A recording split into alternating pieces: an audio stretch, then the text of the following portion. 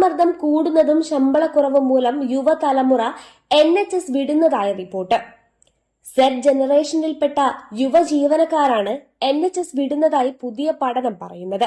21 മുതൽ 30 വയസ്സ് വരെയുള്ള ക്ലിനിക്കൽ ജീവനക്കാരിൽ 2013 മുതൽ 2023 വരെ നടത്തിയ പഠനം പ്രകാരമാണ് പുതിയ റിപ്പോർട്ട്.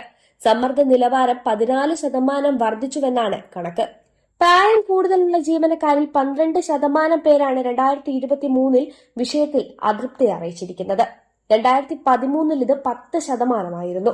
ജോലി മൂലമുള്ള സമ്മർദ്ദം അസുഖബാധിതരാക്കിയെന്ന് 52% പേർ പറയുന്നു.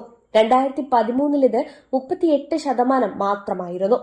21 മുതൽ 30 വരെയുള്ള പ്രായമുള്ള NHS ജീവനക്കാരിൽ 22% പേരാണ് ശമ്പള വിഷയത്തിൽ സംതൃപ്തരല്ലെന്ന് പറയുന്നത്.